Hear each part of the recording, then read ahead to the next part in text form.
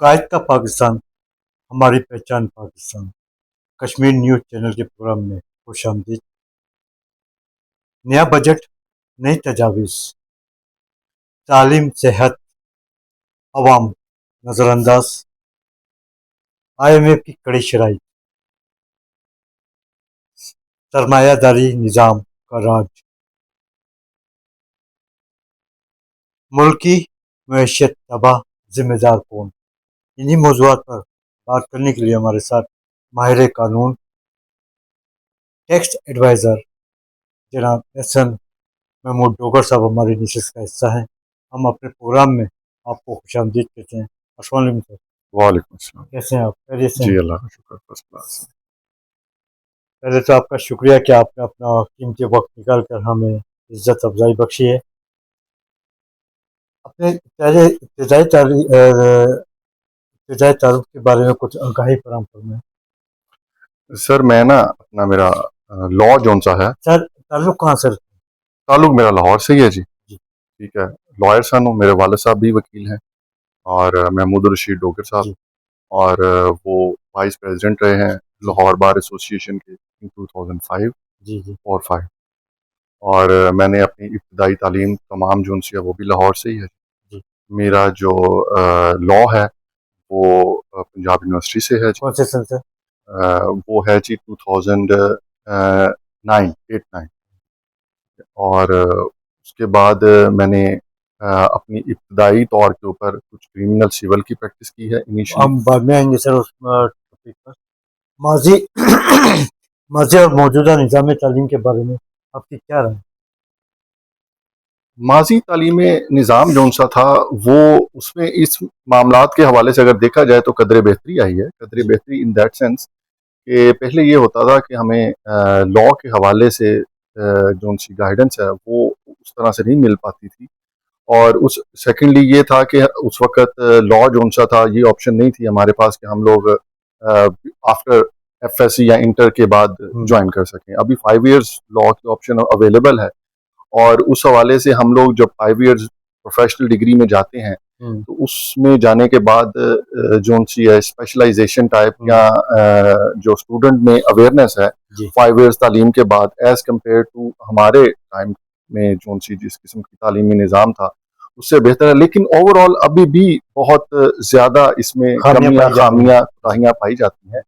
उसकी बेसिकली वजह यह है क्योंकि मैं समझता हूँ कि जो बैरून मुल्क तालीमी निज़ाम है ना वो प्रैक्टिकली फील्ड के बहुत नज़दीक जी होता है जी। जी उसमें वो आपको आगाही बहुत फ्राहम करते हैं कि जब आपने प्रैक्टिकली फील्ड में आना है तो जिस तरीके से आपने जो एथिक्स को लेकर परफॉर्म करना है, जिस किस्म की आपकी जो अपीयरेंस होती है जी कोर्ट में, कंडक्ट होता है, उसके ऊपर वो बहुत ज़्यादा फोकस करते हैं। ठीक है, और आप उनकी तालीमी निज़ाम जौन सा है वो इस किस्म का होता है कि जब आप वहाँ से ग्रेजुएट बनकर निकलते हैं तो आप ऑलमोस्ट एक लॉयर की तरह जी। बिहेव करते हैं और लॉयर की तरह कंडक्ट करते हैं। लेकिन यहाँ पर हमारे तालीमी निज़ाम बहुत रटा सिस्टम के जी ऊपर चलता है जिसमें बुक्स को बहुत ज़्यादा प्रेफर करके उन्हीं को क्वेश्चंस एक इंसान का इंडिपेंडेंट माइंड अप्लाई करके जो सब्जेक्ट्स के ऊपर मिलना चाहिए उस किस्म का यहाँ पर निज़ाम है जो कि तो सर बहुत ज़्यादा खामियां डिजास्टर। कहाँ पाई जाती हैं? इन खामियों को कैसे दूर किया जा सकता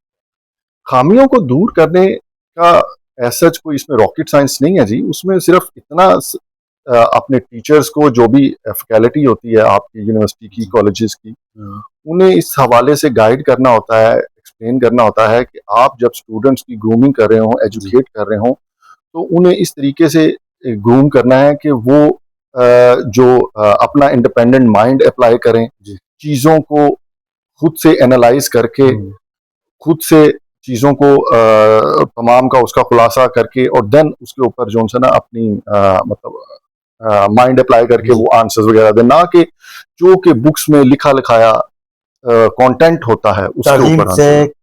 खानदान और कौमें तरक्की करती हैं। जी इस बिल्कुल सिलसिले में आपकी क्या राय है? सर, ये बहुत इंपॉर्टेंट चीज़ है और तालीम एक किसी भी कौम की तरक्की में बहुत कलीदी किरदार अदा करती है।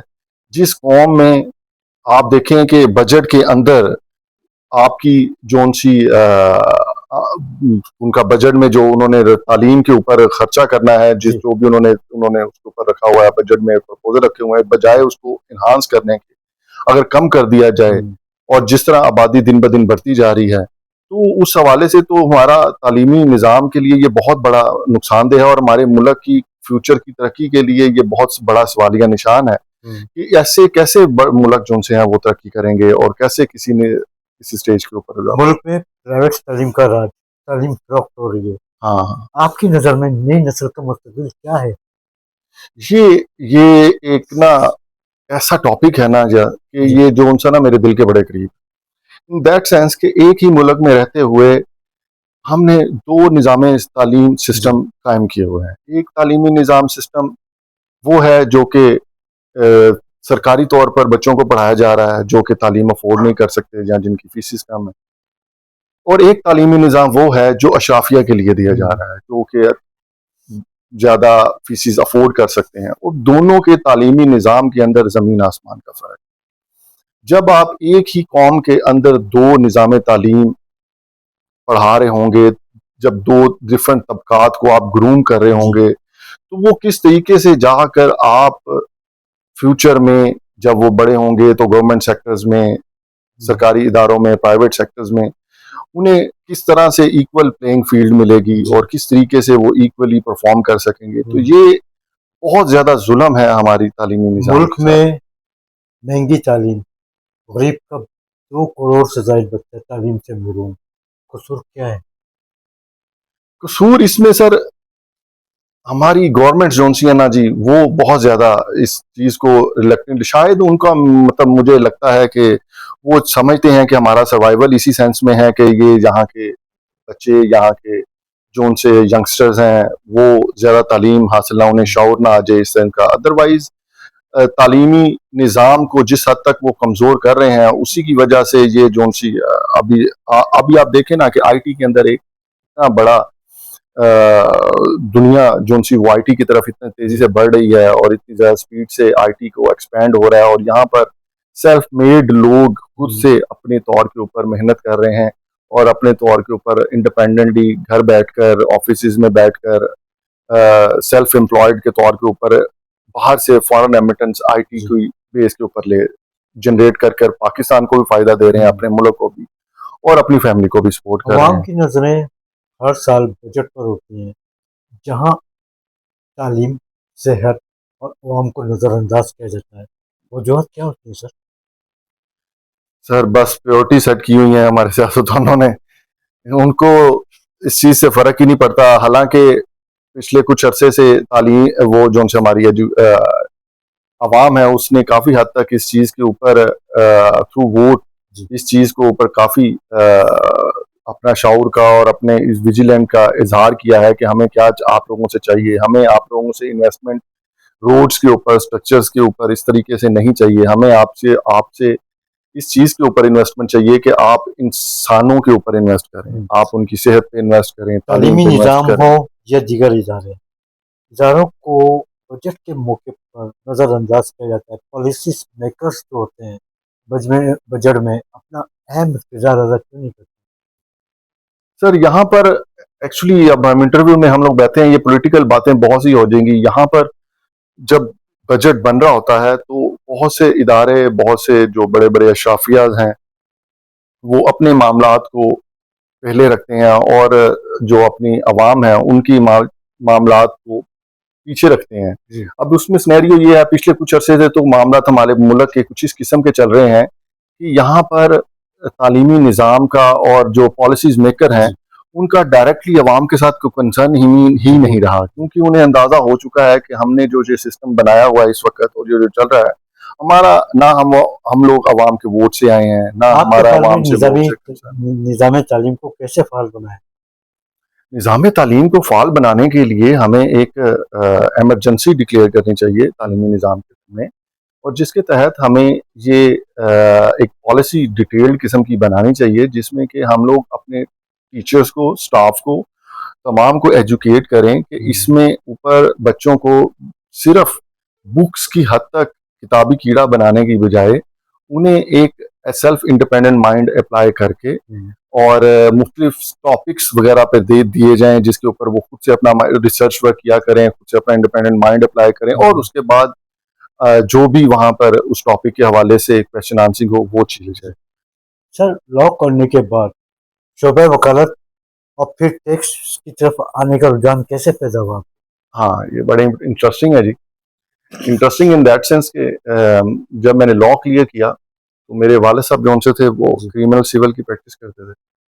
मैंने कुछ अर्सा वो प्रैक्टिस की, साल 1.5 साल, लेकिन मुझे उसमें इंटरेस्ट डेवलप नहीं हुआ और मैंने वो प्रैक्टिस छोड़ दी। उसके बाद मैंने कुछ अर्सा अपने लिए वो बिजनेस वगैरह का कुछ प्लान किया, लेकिन मुल्की हालात यहाँ पर बिजनेस करना वो ऐसा कोई इजी काम नहीं है जी, तो वो बिजनेस में मैं इतना कामयाब नहीं हो सका। तो देन मैंने उस वक्त ये टैक्स का रुझान काफ़ी बढ़ा था, तो लकीली मुझे मेरे जो मेंटोर हैं, मेरे उस्ताद मोहतरम हैं शहबाज भट्ट साहब, वो मेरे वाले साहब के फ्रेंड के बहुत अच्छे दोस्त हैं। मैं उनके पास फिर चला गया और उनके पास मैंने 2015 में मैंने शहबाज भट्ट साहब को ज्वाइन किया।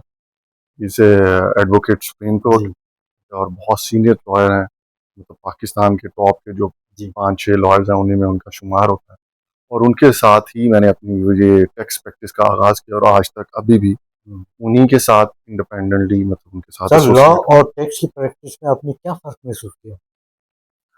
लॉ और टैक्स की प्रैक्टिस जो सी है, ये फ़र्क तो इसमें ऐसा कोई नहीं है, दोनों में मतलब जो टैक्स की प्रैक्टिस है इसमें भी लॉ और कॉन्स्टिट्यूशन अप्लाई होता है, और बाकी जो प्रैक्टिसेस हैं उसमें भी यही अप्लाई होता है, लेकिन एक्चुअली टैक्स की प्रैक्टिस जो सी है वो थोड़ी सी टेक्निकल और लीगल प्रैक्टिस हो या टैक्स, आपने जैसे कि फरमाया कि आपने शहबाज भट्ट से प्रैक्टिस हासिल की और आप आला मुकाम तक जा पहुंचे हैं। नए आने वाले वकला अपनी सीनियर की प्रैक्टिस से नाला नजर आते हैं, शॉर्टकट चाहते हैं, जबकि प्रोफेशनल शोबा है, शॉर्टकट क्यों चाहते हैं सर? सर आजकल ना, ये वैसे आपने बहुत अच्छी पॉइंट आ रही हो, जब आजकल के जो यंगस्टर जब वो भी प्रैक्टिस में आते हैं ना, वो जस्ट आफ्टर 6 मंथ्स और 1 ईयर के बाद कोशिश करते हैं कि वो इंडिपेंडेंट हो जाएं और इंडिपेंडेंट होकर अपनी प्रैक्टिस स्टार्ट करते हैं। इसकी वजह से उनमें वो प्रोफेशनल कंडक्ट जो सा होता है ना वो डेवलप नहीं हो पाता, और उसमें और उनमें जिस किस्म की जो स्किल्स चाहिए होती हैं बीइंग ए लॉयर, वो भी डेवलप नहीं हो पाती। और इसमें बहुत ज़्यादा किरदार मैं समझता हूँ कि जब वो लॉयर्स प्रैक्टिस में आते हैं ना, तो हमारी जो वकला की पॉलिटिकल एक्टिविटीज़ है ना, उसमें जो भी यंगस्टर्स इनिशियल स्टेजेस के अंदर इंटरेस्ट लेना शुरू कर देते हैं ना जी, वो आहिस्ता आहिस्ता अपनी प्रोफेशनलिज्म जो उनसे प्रोफेशनल लॉयर्स है ना, उसकी सबसे बाहर निकलना स्टार्ट हो जाते हैं। आजकल आपकी टैक्स के हवाले से क्या खिदमत सर मैंने ना in last year general secretary for Lahore tax bar का इलेक्शन कंटेस्ट किया था फारूक गुज्जर साहब के अगेंस्ट। ठीक है, बार ने बहुत मोहब्बत दी, बहुत प्यार दिया, लेकिन मैं कुछ वोटों से लूज कर गया। ठीक है, तो अभी आजकल जो उनसे हैं यही टैक्स की प्रैक्टिस कर रहे हैं और साथ में अपने इंडिपेंडेंट प्रैक्टिस भी चल रही है, और लीगल एक्सपर्टीज जो सी मेरी हैं इसमें, स्पेशली वो जो सी वो मेरी लिटिगेशन के हवाले से। गुज़िश्ता बरस आपने जनरल सेक्रेटरी का इलेक्शन के लिए उम्मीदवार थे आप जी, सवाल ये है कि वकला का एतमाद नजर नहीं आया या आपकी खिदमत को मुतासिर किया गया? हाँ नहीं, ऐसी बात नहीं है। ये ना मेरे जो उनसे ओपोनेंट जो ग्रुप था, जी फारूक गुज्जर साहब का ग्रुप था, वो दरअसल 2 ग्रुप्स का अलायंस था, 2 बड़े ग्रुप्स का। ठीक है, अलायंस था, और उनका जब मैंने इलेक्शन के लिए, हाँ वो नहीं, वो ग्रुप स्ट्रांग था और उनका जो सा वोट बैंक था वो जब मैंने इलेक्शन स्टार्ट किया तभी हमसे ज्यादा था। लेकिन प्रॉब्लम ये बनी कि जब इलेक्शन स्टार्ट हुआ तो उस वक्त मेरे हमारे ग्रुप के साथ बहुत से लोग ऐसे एफिलिएटेड थे मेरे, फॉर एग्जांपल आशिक अली रान साहब हैं, वो मेरे साथ प्रेसिडेंट के कैंडिडेट थे, लेकिन जस्ट इलेक्शन से 3 और 4 मंथ्स बिफोर वो ग्रुप छोड़कर उनकी साइड पर चले गए। और इसी तरीके से जब मैं जैसे जैसे इलेक्शन मेरा करीब आया, बहुत से दोस्त जो हमारे साथ इलेक्शन में कंटेस्ट कर रहे थे वो हमारे इलेक्शन से विड्रॉ करके उधर चले। तो बार की साइड से मोहब्बत में, बार की साइड से मतलब किसी किस्म की मेरे साथ प्यार देने में किसी किस्म की कोई कमी नहीं रही। उन्होंने बहुत प्यार दिया, बहुत वोट मुझे मिले हैं। लेकिन मुझे लगता है कि वो कहीं ना कहीं कमी जो सी रह गई है ना, वो हमारी साइड पर जो ग्रुप के साथ लोग एफिलिएटेड थे, उनको हम लोग इंटेक्ट करने में नाकाम रहे हैं, जिसकी वजह से वो हमारी सर, माजी की अगर बात की जाए, जरा शनासाई के तहत वोट कास्ट किए जाते थे, वोट मिलते थे, जी जी लेकिन आजकल देखने में आ रहा है कि या तो एक कैंडिडेट जो है जाकर डोर टू डोर अपनी जरा शनासाई करता है, वोट मांगता है, फिर वोट खरीदे भी जाते हैं, बिकते भी हैं वोट। हाँ। वजूहत कहाँ पेश आती है सर? नहीं, आजकल तो ये बात आपकी ठीक है कि जो प्रोफेशनलिज्म है ना, जी। उसको थोड़ा सा बैकड्रॉ हुआ है, लेकिन आज भी बहुत से हमारी कम्युनिटी में जो लॉयर्स प्रोफेशनल हैं, जिनका कंडक्ट टू देयर प्रोफेशन बहुत अच्छा है, और जिनका अपने वकला कम्युनिटी के साथ मिलना गिलना बहुत अच्छा है, उनको आज लीगल भी बहुत अप्रिशिएट किया जी, जाता है। जी लीगल बार की क्यादत हो या टैक्स बार की, मुंतखब होने के बाद या तो बार की क्यादत झुक जाती है या बिक जाती है, जिसकी वजह से बेंच जो है जरा शनासाई के तहत वकला को सुनती नजर आ रही है और फैसले करती नजर आ रही है। ऐसी कुछ है आपकी नज़र में? नहीं, मैं आपका सवाल नहीं समझा। मतलब बेंच जोन सा है वो उस जरा शनासाई को मद्देनजर रखते हुए हाँ हाँ हाँ, वो फैसले करती नजर आ रही ठीक है। है ठीक है ठीक तो है। आप क्या समझते हैं कि आम बार वकला के साथ फिर उसके जी अच्छा अच्छा अच्छा, आप ये कह रहे हैं कि वो जो बार की क्यादत बार की मुंतखब क्यादत होती है उसको रिलीफ ज्यादा जी मिल जाता है, और एज कम्पेयर टू जो आम जी वकला होते हैं।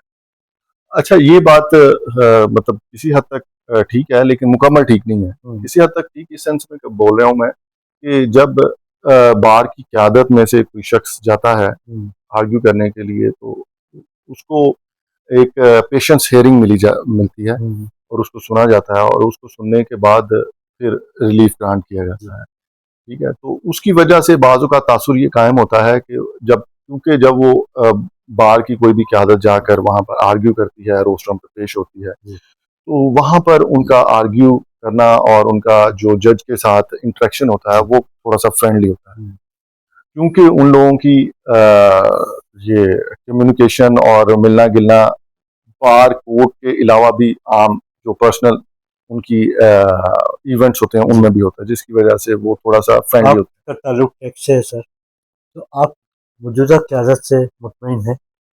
हाँ, वो मतलब अभी तक उनके मामला ठीक जा रहे हैं जी। अभी तो स्टार्ट है उनका। लेट्स सी अभी फ्यूचर में कैसे मामला लेके चलते हैं। अभी बजट आया है, बजट प्रपोजल्स आए हैं। एक्चुअली हमारी जो टैक्स बार है ना जी, उसमें मेजर किरदार हमारा वास्ता जो सा ब्यूरोक्रेसी से पड़ता है। तो ब्यूरोक्रेसी में जब वास्ता पड़ता है ना, तो वहाँ पर हमारे जो सबसे मेजर पार्ट होते हैं, हमारे जो टैक्स कंसल्टेंट्स होते हैं या हमारे टैक्स पेयर्स होते हैं, उनको कोई भी लॉ के हवाले से एम्बिग्यूटी क्रिएट हो, या कोई प्रॉब्लम्स मसाइल रिटर्न्स के हवाले से आ गए हैं, कोई नोटिस या किसी किस्म का कोई और प्रॉब्लम लॉ में किसी किस्म का फ्लॉ रह गया, तो उसको बहुत जल्दी स्पीडली एड्रेस करने की जरूरत होती है। ठीक है, और वो वही शख्स कर सकता है जिसको के लॉ के ऊपर अबूर हासिल हो। वहां पर जाकर आप लोग ब्यूरोक्रेट्स जो इतने भी वहां पर बैठे होते हैं, commissioner, deputy commissioner, additional commissioner साहब, चीफ कमिश्नर साहब, उनके साथ आपने उनको कन्विंस करना होता है थ्रू योर आर्गुमेंट्स और बैकिंग ऑफ लॉ। ठीक है, और वो वही शख्स कर सकता है जिसको के लॉ के ऊपर अबूर हासिल हो, जो बाकायदा के ऊपर प्रोफेशनल टैक्स प्रैक्टिस कर रहा हो, वो ये कर सकता है। तो ये अभी पता चलेगा तो जी, अभी आप इनका स्टार्ट है। क्या समझते हैं कि चीफ कमिश्नर से लेकर इंस्पेक्टर तक करप्शन में मुलविस पाए जा रहे हैं, जिसकी वजह से ये तहफ़्फ़ुज़ात पेश आते हैं? हाँ, ये बात ठीक है जी। वो एक्चुअली होता ये है कि ये इनका तमाम, मैं तो अमले को नहीं ला, लेकिन कुछ अब बीच में से हर जगह पे कुछ ना कुछ ऐसे लोग होते हैं जो कि करप्शन करते हैं। लेकिन हमें प्रॉब्लम ये आती है कि जब कोई भी पॉलिसी ये लोग बनाते हैं ना जी, इवन हमारी जो सी मिनिस्टर्स वगैरह हो गए, जो हमारे फाइनेंस मिनिस्टर या और लोग अपने जो से MNAs हमारी यहाँ ये गवर्नमेंट पॉलिसी पॉलिसीज मेकर्स हो बनाते गए हैं, जी। पॉलिसी जी। मेकर जो से होते हैं, और उसके बाद बाज़ औक़ात ये हमारे जो से FBR के हमारे, जब भी आप स्टेक होल्डर्स को लूप में लिए बगैर कोई पॉलिसी बनाएंगे ना, उसमें कोई ना कोई कमियां कोताहियां रह जाती फॉलोअप हैं। हो जाएगी। तो वो उसकी रीजन ये होती है कि पॉलिसी जिन लोगों के हवाले से बन रही है, अगर उनको आप लोग उस डिस्कशन में ऐड नहीं करेंगे, उनसे उनके ग्रीवियंस नहीं जानेंगे, तो उस वक्त आप इस किस्म की पॉलिसी नहीं बना जी। सकते जो कि बाकायदा तौर पर प्रैक्टिकली इम्प्लीमेंट हो सके अच्छे तरीके से, और उसके हमें देर पा और अच्छे फवायद जो उनसे वो मिल सकें, जो रेवेन्यू जनरेट हो सके। होता यह है कि ये वहां पर बैठकर सिर्फ रेवेन्यू मैयर्स को या रेवेन्यू जनरेट करने के लिए या टारगेटेड किस्म की जी। रेवेन्यू जनरेट करने के लिए एक हम्म। पॉलिसी बना देते हैं, लेकिन उसकी इम्प्लीमेंटेशन करने में, उसकी जो सी आगे से टैक्स कंसल्टेंट्स को या टैक्स पेयर्स को उस चीज को एड्रेस करने में प्रैक्टिकली मुश्किलात जिस किस्म की आ रही होती हैं, हम्म। उस वो उनको देखे बगैर जब पॉलिसी बनती है ना जी, तो वो प्रॉब्लम क्रिएट हो जाती अहम सवाल सामने आ गया, क्या आप किसी पॉलिटिकल पार्टी का भी हिस्सा हैं? है। टू बी ऑनेस्ट कहा जाए तो जी, मैं वो पार्टी जो सी है ना, मैं वो तहरीक इंसाफ ठीक है। उसको सपोर्ट करता हूँ, और उसका मैं फिर उनसे एफिलिएटेड हूँ। जी। और मैं जो इंसाफ लॉयर फोरम है जी। उसका इस वक्त वाइस प्रेसिडेंट हूँ लाहौर का। हम्म। ठीक है। और मैं लाहौर की जो तंजीम है हमारी, साउथ लाहौर की, जी। मैं उसमें भी वाइस प्रेसिडेंट हूँ। हम्म। ठीक है। और मैं पिछले तकरीबन 15 साल से तहरीक इंसाफ से हूँ। माशा। आपकी आला खिदमत को मद्देनजर रखते हुए कभी हुकूमती सख्त पर आपके ऊपर पेशकश हुई? हाँ, एक आध दफ़ा इस किस्म का सिनेरियो बना था कि मुझे वो हुकूमती लेवल पे, जब हमारी गवर्नमेंट थी तहरीक इंसाफ की गवर्नमेंट, उस वक्त मुझे एक ऑफर दी गई थी अपने किसी सरकारी इदारे में हम्म। अपनी ड्यूटीज परफॉर्म करने के लिए, लेकिन उस वक्त मैं प्रोफेशनली काफ़ी मसरूफ था। हम्म। और क्योंकि जब आप इस किस्म की कोई जॉब की ऑफर कबूल करते हैं, तो आपको उसको 100% कंप्लाई करने के लिए, उसके साथ इंसाफ करने के लिए उधर टाइम देना पड़ता है, उन चीज़ों को देखना हम्म। पड़ता है। तो वो उस वक़्त मिली थी, लेकिन वो मैंने रिफ्यूज़ कर दी क्योंकि मैं अपने प्रोफ़ेशनली बहुत ज़्यादा ऑक्यूपाइड आप एक प्रोफेशनल वकील हैं, आपके नज़दीक वकला के चंद और बड़े मसाइल क्या हैं? हूँ। वुकला के सबसे बड़े जो मुझे लगता है इनिशियल स्टेजेस के ऊपर, जब वुकला बाकायदा तौर पर स्टूडेंट्स जी। लॉयर बन के प्रैक्टिकल फ़ील्ड में आते हैं, तो उस वक़्त सबसे बड़ा उनका एक मसाइल होता है कि उनकी फ़ाइनेंशियल मामलात को मीट हम्म। करना। हमारे जब ये स्टूडेंट्स प्रोफेशन में आते हैं, तो इनिशियली बहुत कम ऑफिसेज होते हैं जो कि वहाँ पर उन्हें कुछ ना कुछ इनिशियली स्टेपमेंट्स वगैरह कुछ ना कुछ पे जी। करते हैं, जिससे उनके कोई अपनी फ्यूल एक्सपेंसेस निकल सकें, उनकी हम्म। अपनी पॉकेट के एक्सपेंसेस निकल सकें। तो एक तो ये है कि किसी तरीके से जब वो इनिशियल जो भी आए हम्म। स्टूडेंट्स प्रोफेशनल के अंदर, उन्हें किसी किस्म का कोई वजीफा वगैरह टाइप इस का हवाले से बार की क्यादत हो या Punjab bar council, supreme court bar हो या पाकिस्तान बार कौंसिल, क्या खिदमत है सर? इस हवाले से जी। इस हवाले से अभी तक कोई खिदमत नहीं है, नहीं जी। हम्म। इस हवाले से कोई खिदमत नहीं है, लेकिन हाँ ये है, चीज़ें पहले से इस सेंस में थोड़ी सी बेहतर हो रही हैं कि ना, वो अभी यंगस्टर्स जो उससे आ रहे जी। हैं, क्योंकि पिछले दिनों से कुछ अरसे से वुकला कम्युनिटी में ये काफ़ी ज़्यादा तहफ़्फ़ुज़ात पाए जा रहे थे कि जो भी वुकला नए आ रहे हैं यंगस्टर्स, वो जो एथिक्स होते हैं, जी। वुकला एथिक्स होते हैं, how to conduct with the lawyer, with the जज, और आपने अपने सीनियर्स के साथ किस तरीके से बिहेव करना, उसमें काफ़ी कमी है। हम्म। उस सेंस में प्रिवेल करते हुए कुछ एजुकेशन के हवाले से, कुछ हम्म। कंडक्ट के हवाले से मुख्तलिफ लेक्चर्स ऑर्गेनाइज वगैरह होते हैं, लाहौर हाई कोर्ट में होते हैं, लाहौर बार में होते हैं। तो उस हवाले से उन्हें मुख्तलिफ कंसेशंस दिए जाते हैं, जिससे कि काफ़ी फ़ायदा हो रहा है एजुकेशन का। रियासत और तमाम मुल्की इदारे पॉलिसीज मुरतब देते हैं, पॉलिसीज बनाते हैं, लेकिन अमल दरामद नजर नहीं आता। वजूहत कहाँ पेश आ जाती है? अमल दरामद किससे कराया जाए, रियासत से कराया जाए या मुल्की इदारों के सरबराह? सर, इसमें नीयत का फूटाना है, टू बी ऑनेस्ट। हम्म। किसी भी काम को, वो कहते हैं ना कि अगर पुलिस सोच ले कि मैंने अपने एक एस एच ओ सोच ले कि मैंने इसके थाने से एक चप्पल भी नहीं उठाई जानी जी। किसी जगह से, मस्जिद से, वो नहीं उठाई जा सकती। इसी तरीके से जो भी हमारे गवर्नमेंट पॉलिसीज मेकर्स हैं और गवर्नमेंट ऑफिशियल्स हैं जी। और हमारे ब्यूरोक्रेट्स हैं, अगर नीयत का फुकदान ना हो, हम्म। तो किसी भी किस्म की पॉलिसी को बनाना और उसको इम्प्लीमेंट करना ऐसा कोई मुश्किल नहीं, लेकिन यहाँ पर नीयत रेवेन्यू नहीं के है। हवाले से, जनरेट के हवाले से काफ़ी काम किए जाते हैं। एपीआर भी अदब से महरूम रहती है, क्यों?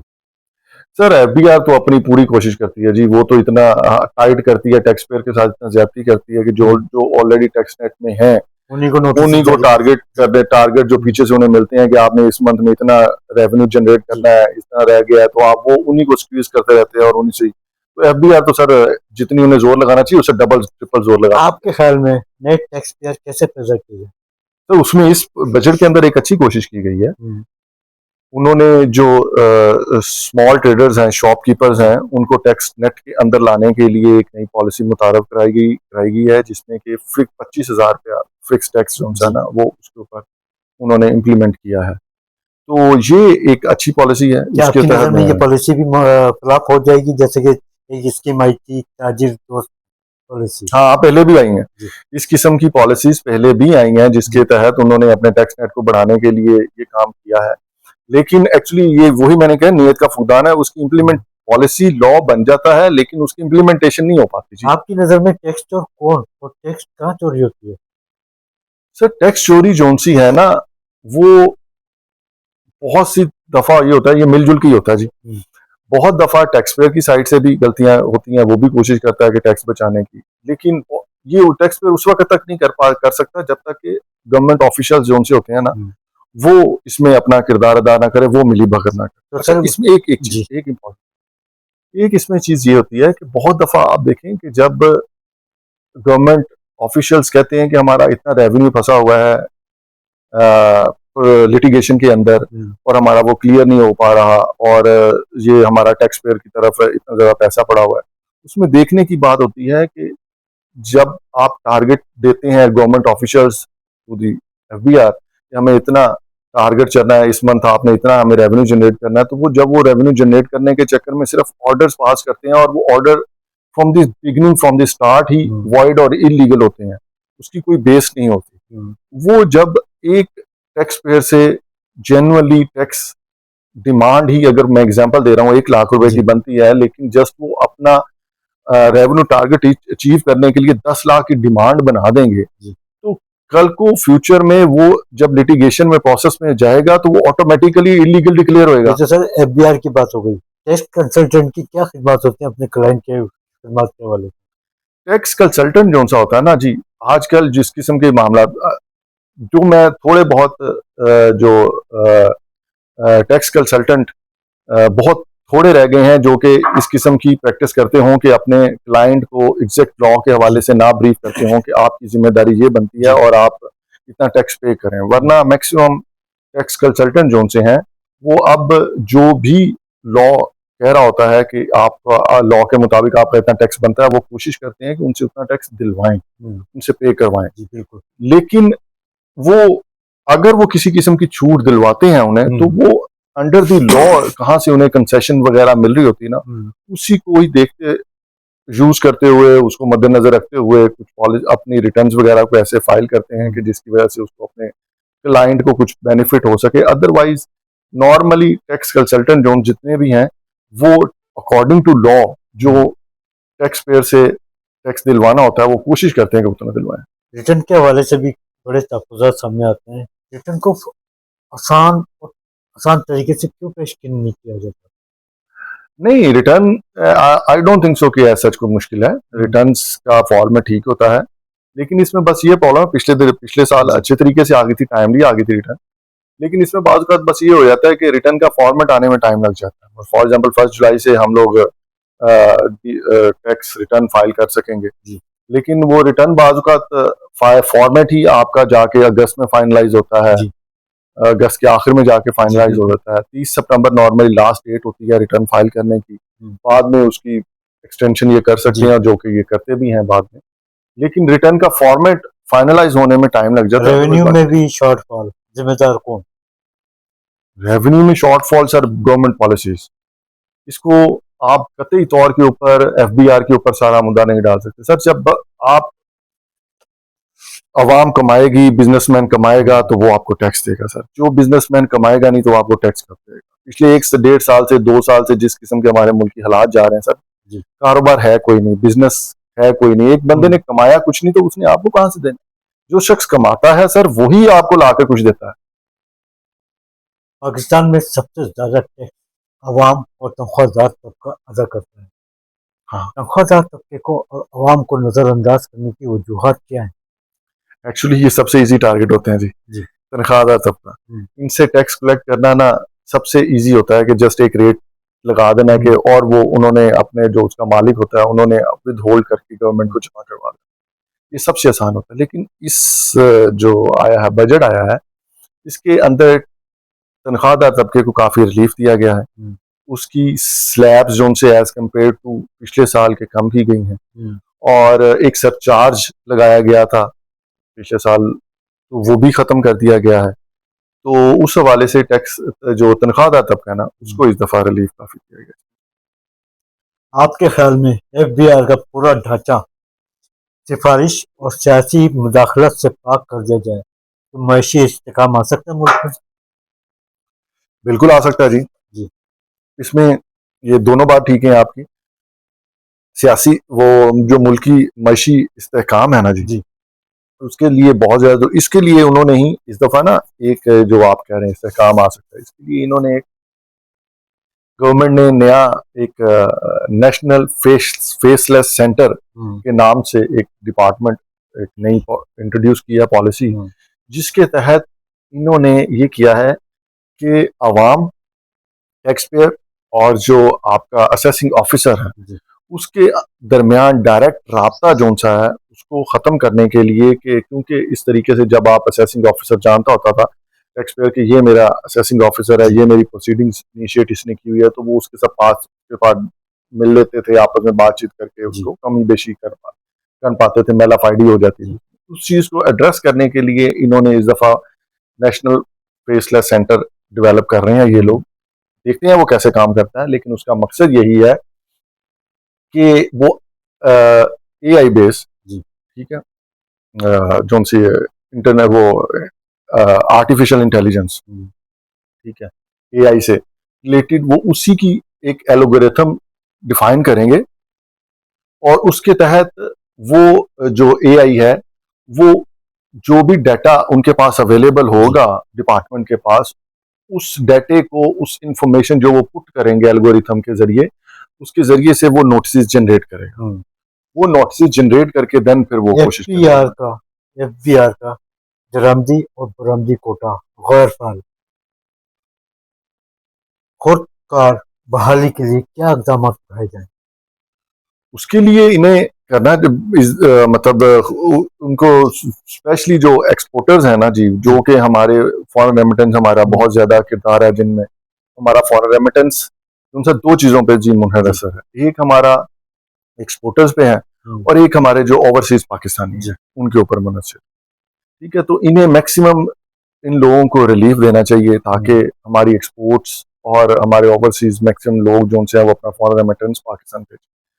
उसमें ना सबसे बहुत प्रॉब्लम बड़ी ये आ रही है कि जब एक्सपोर्टर्स है ना, हुँ, वो बैरूनी दुनिया से उनका जो प्रोडक्ट है उसकी प्राइस मीट नहीं कर पा रहे, हुँ, वो आज जी, अब आज के दौर में, क्योंकि हमारे यहाँ पर फ्यूल के जो जिस किस्म के इलेक्ट्रिसिटी के जी, अखराजात हैं, फ्यूल एक्सपेंसेस हैं, और बाकी प्रोडक्ट को जब वो फिनिश आइटम में आती है ना, तो उसकी प्राइस इस हद तक बढ़ जाती है जी, कि वो इंटरनेशनल मार्केट से मुताबिकत नहीं रख पाती। हुँ, तो जब वो इंटरनेशनल मार्केट से उसकी प्राइस मुताबिकत नहीं रख पाती, तो हमारी एक्सपोर्ट्स दिन ब दिन नीचे आ रही हैं। हुँ, तो इसलिए इन्हें हमारे जो एक्सपोर्टर्स हैं हुँ, उनको स्पेशल रिलीफ देना चाहिए उनके एक्सपोर्ट्स के ऊपर। हुँ, इन्होंने इस दफ़ा किया भी है। लास्ट टाइम ये 1-2% लेते होते थे एक्सपोर्ट प्रोसीड्स के ऊपर टैक्स, जो कि उन्होंने कम करके 1.25% हुँ, कर दिया, which is a very good thing. ठीक है, लेकिन उसके साथ साथ उनको इस हवाले से भी रिलीफ देना चाहिए कि जब वो पाकिस्तान के अंदर अपनी प्रोडक्ट जी, मैन्युफैक्चर कर रहे हैं, तो उस मैन्युफैक्चरिंग के दौरान उनकी कॉस्ट कटिंग होनी चाहिए। जी, एक प्रोडक्ट जो उन्हें अभी 100 रुपए की पड़ रही है, और इंटरनेशनल मार्केट में उसी प्रोडक्ट को दूसरे मुल्क को, बांग्लादेश, हुँ, इंडिया वगैरह, श्रीलंका वगैरह अगर वहाँ पर सप्लाई कर रहे हैं, तो उन्हें वो 80 रुपए की पड़ती है, तो ये कैसे पाकिस्तान के साथ मीट कर सकते हैं?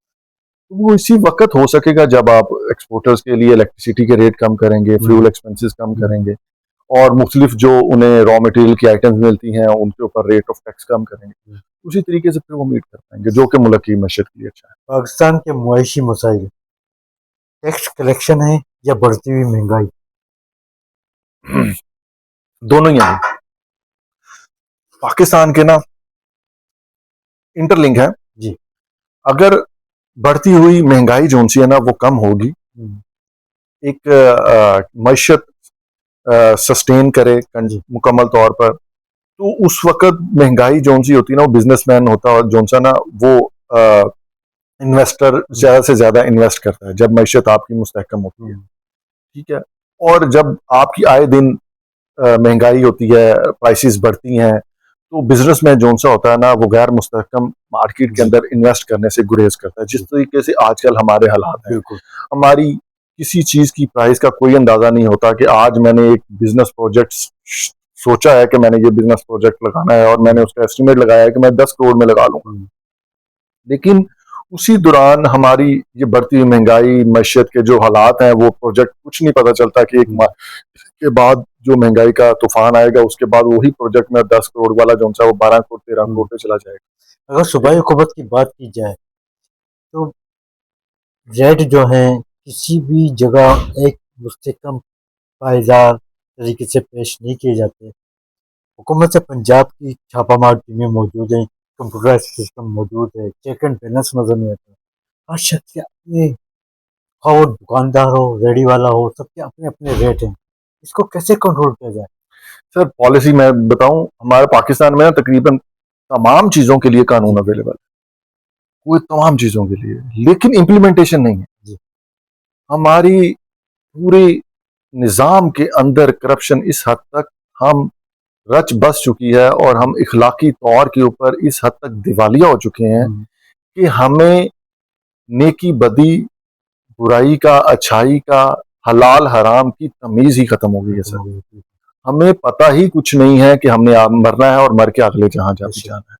तो यहाँ पर इम्प्लीमेंटेशन नहीं है। हर चीज का लॉ मौजूद है, लोग आते हैं, आने के बाद मतलब जो भी आप रेट लिस्ट वगैरह कह रहे हैं, मुख्तलिफ शॉप्स के ऊपर वो कभी ना कभी आते हैं, आकर छापा मार टीमें आती हैं, वो 2 4 10 दुकानदारों के ऊपर छापा मारकर उनका चलान कर देते हैं। बाकी जो 50 लोग होते हैं उनसे रिश्वत लेकर और उन्हें छोड़कर चले जाते हैं। और गवर्नमेंट को दिखाने के लिए, जी आज हम लोग गए थे, आज हमने विजिट किया और हमने 3 4 5 चलान कर दिए हैं, उसकी बस पॉलिसी चल रही है। सर्वे के मुताबिक टैक्स कलेक्शन पाकिस्तान का 2 मुमालिक से ज्यादा है, ईरान और बांग्लादेश। बांग्लादेश से ज्यादा है हमारा कलेक्शन और ईरान से। फिर भी खामियां कहाँ पेश आ जाती है सर?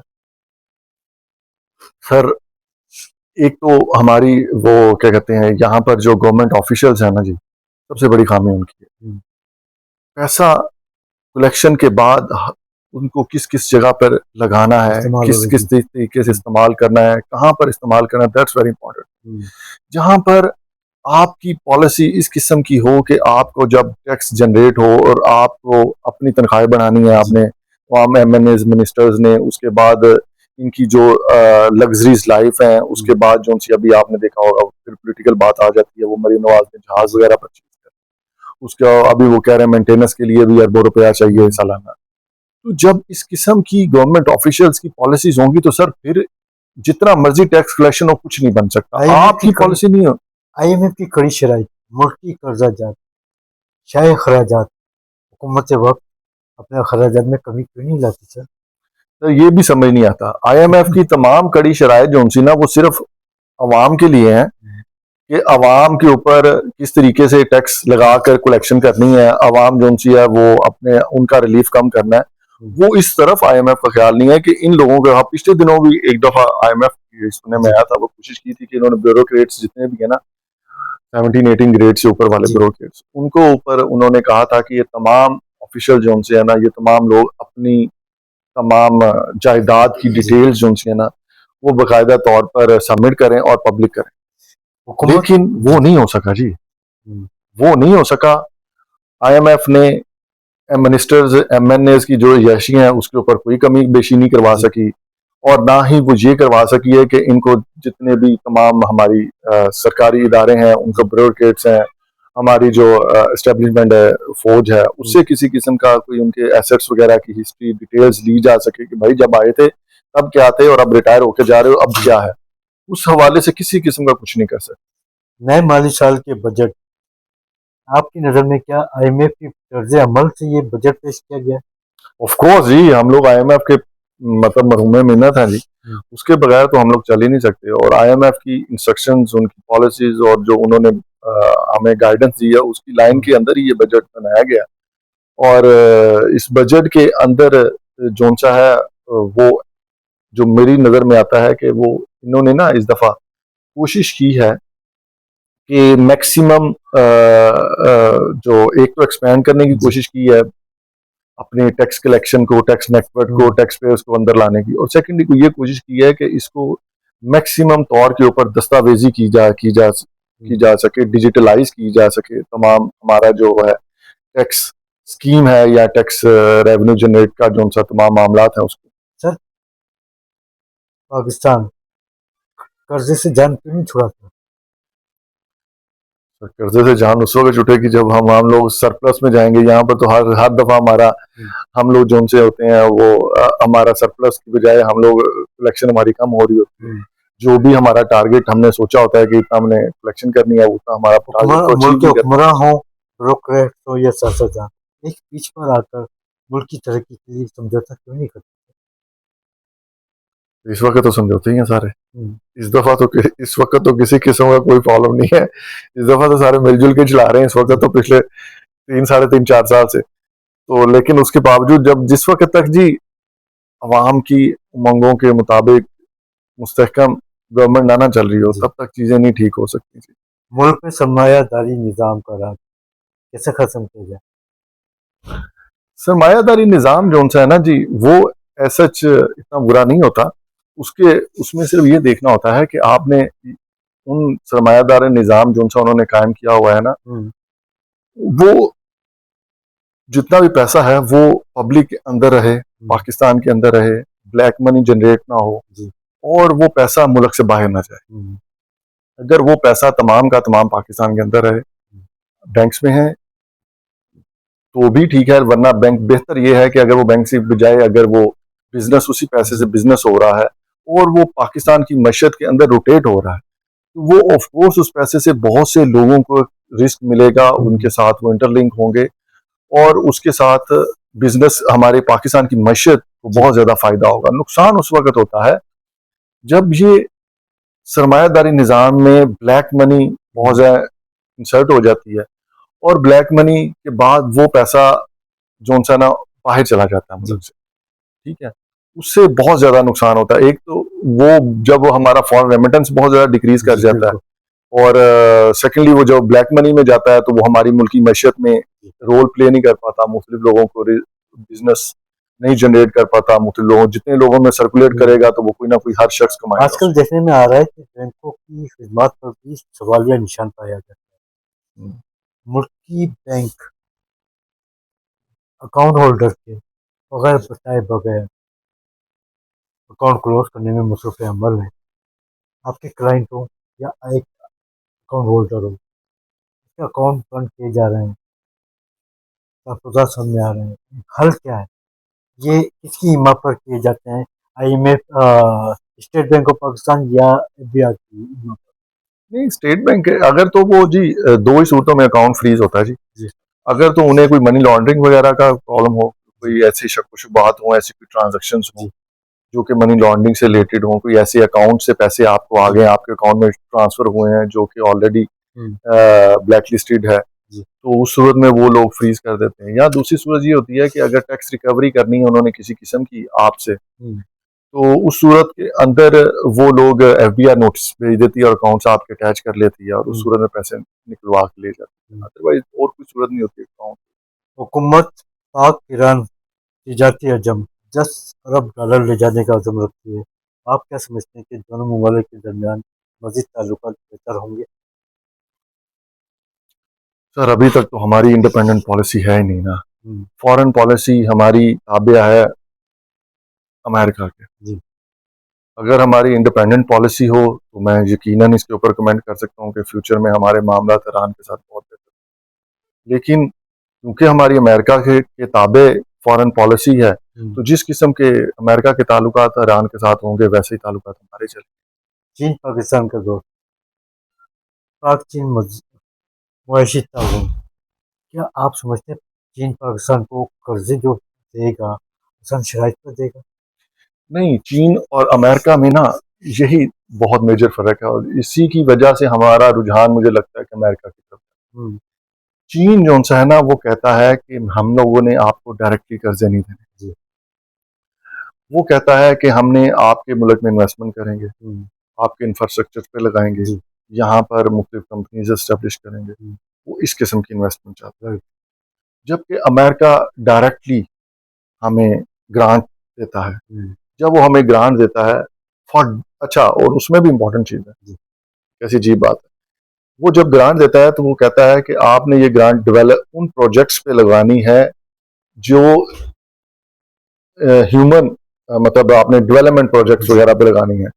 इस किस्म के प्रोजेक्ट्स पे, मतलब हेल्थ पे आपने नहीं लगानी, इसको आपने इसको एजुकेशन पे नहीं लगाना है, आपने जिसके ऊपर इंसान के ऊपर आप, मतलब आपने इन्वेस्ट नहीं करना। जब ये तमाम वो ग्रांट देते हैं और ये आगे से डेवलपमेंट के ऊपर वो पैसे लगाते हैं, तो उसमें अच्छे खासे पैसे बचते हैं जी इन लोगों, मतलब अगर 50% तो ये लोग खा जाते हैं, 50% के बाद वो नीचे लगता होगा। तो ये बहुत बड़ा फर्क है, जिसकी वजह से, क्योंकि चाइना से हमें डायरेक्टली पैसे हमारी पॉकेट में बहुत कम आते हैं। हाँ, वहां से कोई ऐसा जरूर होता है कि कोई ऐसी कंपनी जो यहाँ पर इन्वेस्ट करने आ रही हैं, तो उनके साथ हम लोग लेन देन कुछ करके मुल्क में जो ठेकेदारी निज़ाम पाया जा रहा है, ठेकेदारी निज़ाम को कैसे ख़त्म किया जाए मुल्क की मैशियत की पायदार और तरक्की के लिए आपकी नज़र में क्या ठोस मसले मुझे अपनानी चाहिए? मुल्क की तरक्की के लिए सबसे बेहतरीन जो है, सबसे पहले तो इन लोगों को ना सर, जो अभी मुल्क के जो पॉलिटिकल हालात हैं, इसको स्टेबल करने की जरूरत है। बिजनेसमैन का, इन्वेस्टर का एतमाद बहाल करने की बात है। जिस तरीके से अब मालिक रियाज साहब से मेरा कोई ताल्लुक नहीं, हाँ, मैं एक एग्जांपल के तौर पर उन्हें कोट कर रहा हूँ, बहरिया के। अब वो इतना बड़े हमारे मुल्क के बिजनेसमैन हैं, इंटरनेशनली रिकग्नाइज किए जाते हैं वो लोग। अब जब उनके साथ उनके मुल्क के अंदर इस तरीके से आप हालात करेंगे, सिर्फ इस सेंस में कि वो एक शख्स किसी पार्टी या के सरबराह के खिलाफ गवाही नहीं दे रहा और उसकी तमाम बिजनेस को तबाह कर, तो इस तरीके से फिर सर कोई भी जो इंटरनेशनल बिजनेसमैन है, बाहर से आकर कैसे लोग इन्वेस्ट करेंगे यहाँ पर? जब वो यहाँ पर आके इन्वेस्ट नहीं करेंगे तो कैसे हमारा मुल्क? किसी भी मुल्क की तरक्की का दारोमदार फॉरेन रेमिटेंस पे होता है कि उसका फॉरेन रेमिटेंस उसके पास कितनी है, और दूसरा कि उसके पास इन्वेस्टर कितना है, बाहर से इन्वेस्टमेंट, फॉरेन इन्वेस्टमेंट कितनी आ रही है। हमारे देख लें पिछले 4, 5, 6 साल से के अंदर कंटिन्यूसली फॉरेन इन्वेस्टमेंट आने की तो दूर की बात है, जो यहाँ पर फॉरेन इन्वेस्टर था वो अपना पैसा निकाल कर बाहर लेके जा रहा है। जब आप इस चीज को माहौल इस किस्म का और लॉ कुछ इस किस्म का नहीं बनाएंगे कि वो उनकी लोग international foreign investment directly Pakistan के अंदर आए, पाकिस्तान तरक्की। और इसमें एक चीज और है, आपको फॉरेन इन्वेस्टर को फैसिलिटेट करने के लिए कानून साजी भी ऐसी करनी चाहिए। यहाँ पर हमारा रिश्वत का बाजार ऐसा गर्म है कि कोई भी शख्स अगर कोई यहाँ पर प्रोजेक्ट आके लगाना चाहता है, तो उसे सबसे पहले उसे सरकारी इदारों से इस किस्म की प्रॉब्लम्स और मसले मसाइल क्रिएट आते हैं कि वो शख्स सोचता है कि यार मैंने गलती कर ली यहाँ पर। बिल्कुल, वो उसको एक प्रोजेक्ट लगाने के लिए जितने इदारों से एनओसीज, लाइसेंस वगैरह लेने पड़ते हैं, उसके लिए जो उसे रिश्वत देनी पड़ती है, जितना ब्लैकमेलिंग उसे सरकारी गवर्नमेंट ऑफिशियल्स करते हैं, उसके बाद कोई बंदा सोचता नहीं है वो क्या सुबह पाकिस्तान की मैशियत के हवाले से कोई नूर का किरदार अदा कर सकते हैं? सूबे किरदार अदा तो कर सकते हैं, लेकिन जब आपके अंदर एतमाद का फुकदान हो तो तब नहीं कर सकते जी। अभी इस वक्त जो सिनेरियो चल रहा है ना, यहाँ पर ऊपर फेडरेशन में कहने को तो PMLN है, बाकी ऊपर कोई बैठे और बैठे हुए हैं जी, गवर्नमेंट चला हैं। सूबों में डिफरेंट, तीनों पार्टीज डिफरेंट बैठी हुई हैं, सारी आपस में उनका एतमाद का फुकदान है, एक दूसरे के ऊपर किसी किस्म की रिलायबिलिटी नहीं है, पॉलिसीज जो बनती हैं उनमें आपस में मुदाफकत नहीं है। ठीक है, तो उस सूरत के अंदर बड़ा मुश्किल काम होता है जी कि आप सूबे जोन से होते हैं वो इस किस्म की पॉलिसीज और लॉज इस तरीके से चलें कि वो फेडरेशन को मजबूत करें। तो फेडरेशन वो मजबूत सूबे उसी वक्त कर सकते हैं जब मुल्क के अंदर ना पॉलिटिकली इस्तेहकाम हो, जी। तमाम लोग अपने अपने इदारे अपने अपने दायरे अख्तियार में रहकर काम करते हैं। लेकिन यहाँ पर तो पार्लियामेंट जोन सी है वो भी अपने दायरे अख्तियार से जी। बियॉन्ड आकर हम्म। जोन सी है वो मतलब जुडिशरी के अंदर पॉलिसीज बनाती है, जुडिशरी को अपने अंडर करने की कोशिश कर रही है। ईरान अमेरिका जंग बंदी, क्या पाकिस्तान मौके से फायदा उठाते हुए अपनी सिफारती ताल्लुकात मजीद मुस्तहकम बना सकता है? सर बनाने चाहिए इन्हें, ये जी। बहुत आइडियल टाइम है।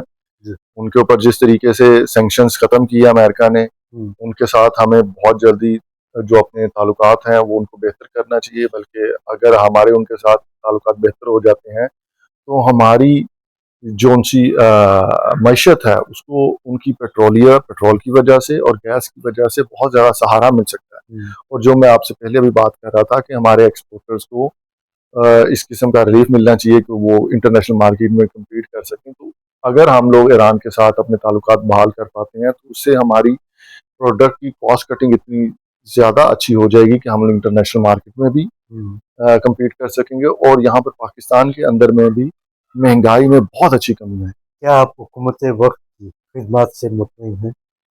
नहीं सर, अभी तक तो बिल्कुल मुतमईन नहीं है। हम्म। हुकूमत पाकिस्तान जौन सी है ना जी, इस वक्त तो स्क्वीज कर रही है जी। हम्म।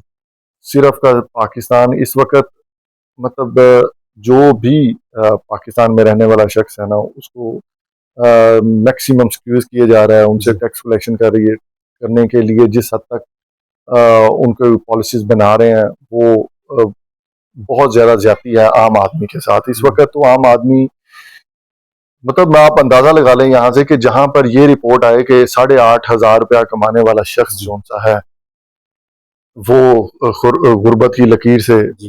नीचे नहीं है और वो भी एक खाते पीते गिराना हम्म। तस्वुर होगा जो 8,500, वहां पर आप क्या तस्वुर करेंगे? 8,500 में किस तरह आप किस तरह कह सकते हैं पॉसिबल कि जी। ये शख्स जो सा ये गुर्बत की लकीर के नीचे हम्म। नहीं है यार? क्या आपको रोशन पाकिस्तान नजर आता है? और इस वक्त तो बड़ी मायूसी है मायूसी नजर सर, आती इस है। वक्त तक बड़ी मायूसी है। और इस वक्त तक जो गवर्नमेंट के हालात जा रहे हैं वो मुझे हम्म। बिल्कुल नहीं है इस सेंस में तर्ज में महसूस होते कि ये हमारे फ्यूचर में कुछ बेहतरी ला सकते अगर एक आध सियासी सवाल कर लिया जाए तो हैं कोई सर। हर्ज नहीं। जैसे कि अभी आपने फरमाया कि आप इंसाफ फॉर्म से भी ताल्लुक रखते हैं, पीटीआई से ताल्लुक है आपका। क्या आपके ऊपर भी हुकूमती कोई प्रेशर आया? और बहुत आया सर। जी। जब ये 9 मई का इंसिडेंट हुआ था, जी। क्योंकि उस वक्त भी हम पीटीआई से एफिलिएटेड थे, जी। तो मैं अभी मतलब मैं उस वक्त बहुत ज़्यादा ओपन बातें नहीं कर पाता जी। कर जी। सकता कि कहाँ कहाँ पे क्या कुछ हुआ। लेकिन मुझे उस वक्त बहुत प्रॉब्लम फेस हुई थी, मेरे हमारे रेड्स भी हुई हैं। जी। हमारी वो अपने घर से मैं तकरीबन महीना डेढ़ 2 महीने गायब रहा हूँ। उसके बाद हमारी एक आबाई जगह है, जी। मैं वहाँ पर क्योंकि मेरा हमारा वो बैना उठना डेरा वगैरह जो सा पोलिटिकल जो एक्टिविटीज़ हैं जी। जी। वो सारी हम लोग उधर ही जन करते हम्म। हैं। कंसिक्वेंसी मेरी हमारी बेसिकली वो है। तो वहाँ पर आए दिन बहुत ज़्यादा रेड्स हुई हम्म। और गायब रहे मेरे कुछ मेरी वजह से मेरे जो फ्रेंड्स हल्का अहबाब हैं जी। जो मेरे साथ इस पॉलिटिकल मूवमेंट के अंदर में मुझे सपोर्ट करते हैं, मेरे साथ हम्म। चलते हैं, उन लोगों पर बहुत ज़्यादा सख्तियाँ हुई। और हम लोग 5 6 7 दोस्त थे, हम्म। कंटिन्यूसली हम लोग 1.5 2 माह गायब रहे, फिर पता नहीं बहुत कुछ कर कैसे कैसे करके। इमरान खान का क्या मुस्तकबिल है? सर टू बी ऑनेस्ट दिल से बात करूंगा, हालात जो नजर आते हैं वो अच्छे नहीं है। हम्म। लेकिन खुदा पर ईमान और अल्लाह ताला की ज़ात और दिल से दिल में जो सी एक है ना ईमान, वो ये है हम्म। कि अल्लाह ताला ने उस शख्स को वो उसने जब उसकी हिस्ट्री देखते हैं ना जी, जी। उसने जब भी काम को स्टार्ट किया तो वो स्टार्ट किया कि जो लोगों ने कहा कि नहीं। हम्म। जब उसका वर्ल्ड कप देखते हैं, जब उसका शौकत खान हम देखते हैं, तो कोई भी शख्स नहीं मानता था कि हो सकता है, बिल्कुल। अभी भी मानने में नहीं आता। लेकिन जब इंसान का ईमान इतना पुख्ता हो कि मैंने और नीयत का से साफ जी। हो, नीयत का साफ हो, तो यार अल्लाह ताला खुद आपकी मदद करता है। और हम्म। हम मेरा ये कभी ईमान है कि अल्लाह ताला की ज़ात उस शख्स से यकीनन कोई ना कोई अच्छा काम लेगी इंशाल्लाह। और इंशाल्लाह वो हमारे मुल्क के लिए बेहतरीन साबित होगा और हमारे मुल्क की तरक्की कामरान कश्मीर की बख्शी। बात करते हैं सर। 27 अक्टूबर 1947 कश्मीर का यौम सियादी। कश्मीरी अवाम अपने हकूक की मजीद आज़ादी के मुंतज़र है। आपके तजर्बात की रोशनी में मसला कश्मीर का हल क्या है? मसला कश्मीर सर इसमें यह है कि कश्मीर का हल जो सा ना कश्मीरी अवाम की उमंगों के मुताबिक होना जी। चाहिए। ऑफ कोर्स उनके साथ वो एक साइड पर इंडिया है, एक साइड पर पाकिस्तान जी। है। दोनों गवर्नमेंट जोन सी हैं, उनको अपने तहफ़्फ़ुज़ात होते हैं कि वो कहते हैं कि एक साथ में स्टेट है, तो वो मुकम्मल सॉवरेनिटी उन्हें नहीं दे सकते। लेकिन जो भी पॉलिसी बनानी चाहिए, पॉलिसी बननी चाहिए, वहाँ की जो भी सियासी लीडरशिप है उसको एतमाद में लेकर और उनको कश्मीरी मुजाहिदीन की बेतहाशा कुर्बानियाँ। 78 साल बीत गए, सिफारती ताल्लुकात नजर नहीं आते, अक़वाम मुत्तहिदा खामोश तमाशाई बनी हुई है। हल क्या है? सर इसमें हल तो स्ट्रगल ही है जो वो लोग बेचारे अभी भी कर रहे हैं। ठीक है, इस चीज़ के ऊपर इंटरनेशनली तौर पर हमारी जो कश्मीर कम्युनिटी है वो काफ़ी स्ट्रॉन्ग है। यूके के अंदर, फॉरेन के अंदर बहुत स्ट्रॉन्ग है। वो इस अपने मुकदमे को हाईलाइट करते हैं, उठाते हैं और उस चीज़ के ऊपर कंटिन्यूसली स्ट्रगल करते रहते हैं। लेकिन ये एक्चुअली इतना ज़्यादा कॉम्प्लिकेटेड इशू है कि इसमें इंटरनेशनल जो अमेरिका अमेरिका है, चाइना है, उनके साथ तमाम लोगों के अपने अपने मफादात होते हैं। तो जब वो अपने मफादात को देखते हैं तो बहुत सी ज्यादतियां जो कि इंडिया जम्मू कश्मीर के अंदर कर रहा है उसको नज़रअंदाज कर देते कश्मीरी लीडर यासिन मलिक जिंदगी और मौत की कश्मकश में जेल में कैद है। मिसाल मलिक एक 1553 बारों में चक्कर लगा रही हैं, इंसाफ की फरहमी के हवाले से कॉन्फ्रेंस कर रही हैं। क्या आप समझते हैं कि मिसाल मलिक की काविशें रंग लाएंगी और इंसाफ मिलेगा यासिन मलिक? सर वो मुझे कोशिश तो वो कर रही हैं, आ जा रही भी हैं, जी। लेकिन आई डोंट थिंक सो। मैंने दो चार दफ़ा ही उनको सोशल मीडिया पे और न्यूज़ मतलब टीवी वगैरह पे न्यूज़ में देखा है, लेकिन मुझे नहीं लगता उनकी जो कंडक्ट वगैरह है इस तरीके से कि जिस तरीके से वो सीरियस एफर्ट्स वगैरह उस तरीके से पुट कर पा रही हैं, जिसकी वजह से फील्ड वो मार्शल आसिम मुनीर, वजीर आजम पाकिस्तान मोहम्मद शहबाज शरीफ ने हाल ही में कश्मीर को उजागर किया है और कश्मीर की आज़ादी के हवाले से आलमी सतह पर एक बयान भी दिया है।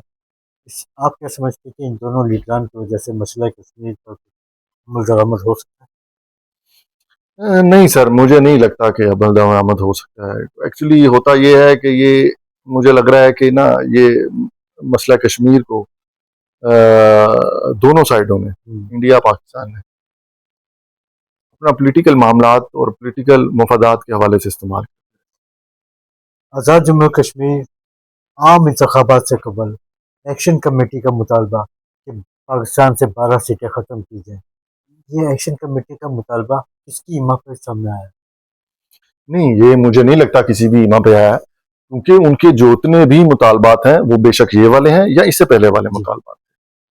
वो जो अपनी सड़कें मांगते हैं, वहां पर अपने डैम्स मांगते हैं, अपनी जॉब्स मांगते हैं, जितने भी मुतालबात हैं हम्म, वो उनके बहुत फेयर किस्म के हैं। हम्म, और ये 12 सीटों वाला भी जो मुतालबा है ये भी किसी हद तक फेयर है कि एक कश्मीरी जो कि वहां से छोड़कर माइग्रेटेड होकर पाकिस्तान में सारे में जी। बसे हुए हैं और उनका पता कोई नहीं है, कोई लाहौर में है, कोई हम्म, पिंडी में है, कोई इस्लामाबाद में है, कोई पेशावर में है, किधर जी। कोई बैठा हुआ है। तो उनकी बुनियाद के ऊपर ये 5 सीटें यहाँ से इलेक्ट होकर उनका पार्ट बन जाती हैं हम्म, और उन्हीं ये 12 सीटें बहुत कलीदी किरदार अदा करती हैं कल को नेशनल असम्बली का उनका प्राइम मिनिस्टर चूज जी। करने के अंदर। तो उनका ये ख्याल है कि वो मनूवरिंग करते हैं इन 12 सीटों से हम्म, हमारी गवर्नमेंट, जो कि डायरेक्टली है कि 12 सीटें बहुत बड़ी सीटें हैं जो जी। कि जिसकी वजह से फिर कल को जो वहां पर गवर्नमेंट बनती है जी। वो जैसे चाहें उसको अपने मुताबिक चेंज कर सकते हैं, हम्म। गिरा सकते हैं। ठीक है, या को अपने मर्जी का प्राइम मिनिस्टर तो ला आपकी सकते हैं। नज़र में एक्शन कमेटी की मुतालबा जायज़ है? बिल्कुल जायज़ है जी, जी। मेरा नहीं ख्याल वो ऐसा कोई गलत डिमांड कर रहे हैं। मतलब हर जमहूरी प्रोसेस के अंदर ये मुकम्मल इख्तियार होना चाहिए कि एक वहाँ की पब्लिक को, हाँ ठीक है आप लोग मतलब चाहते हैं कि वो तमाम वहाँ पर जो गवर्नमेंट बने या जी। वहाँ पर वो जो लोग आए वो आपके ज़ेर साया रहें जी। और आपके साथ मुताबिकत पॉलिसीज़ जो सी हैं वो हम्म, आपके साथ बने, लेकिन उसका तरीका ये नहीं है कि जिस तरीके से आप वो इस वक़्त यहाँ पर खून की होली खेल रहे हैं, लोगों हम्म, को डायरेक्ट बुलेट्स मार रहे हैं। जी। वहाँ पर सेंटीमेंट्स पाकिस्तान के अगेंस्ट बहुत खिलाफ हो जाएंगे। हम लोगों ने आज़ाद कश्मीर को एज ए पिक्चर पेश करना था इंटरनेशनल ममालिक के अंदर कि हम लोगों का जो आज़ाद कश्मीर है किस हद तक इस तरीके से हम लोगों के ताल्लुकात और कैसे हमने रखा हुआ है, लेकिन यहाँ पर तो हमने सारा उल्टा बिगाड़ दिया ये सारा। कश्मीर न्यूज़ चैनल की सालगिरह 28 जून 2026 को इस्लामाबाद में मुनक्किद हो रही है, जिसकी सरबराही जस्टिस इबादुर रहमान लोधी साहब और मेहमान खुसूसी हैं साबिक चेयरमैन FBI जनाब अब्दुल्ला यूसुफ साहब। इनकी सरबराही में मुनक्किद हो रही है। इस हवाले से आप कश्मीरी आवाम को क्या पैगाम देना चाहिए? मैं कश्मीरी अवाम को पैगाम देना चाहूँगा जी कि आप डटे रहें, आपके मुतालबात बहुत जायज़ हैं जी, और मैं दुआगो हूँ कि आपको इस तमाम अपने मेहनत में, काविश में और जो भी आपने ये अपने मुतालबात रख रहे हैं गवर्नमेंट ऑफिशल्स के आगे, इसमें कामयाबी आपको मिले और अल्लाह ताला आपको सुरखरू करे और आप मज़ीद तरक्की और कामयाब। पाकिस्तान जिंदाबाद, कश्मीर पाइंदाबाद। पाइंदाबाद।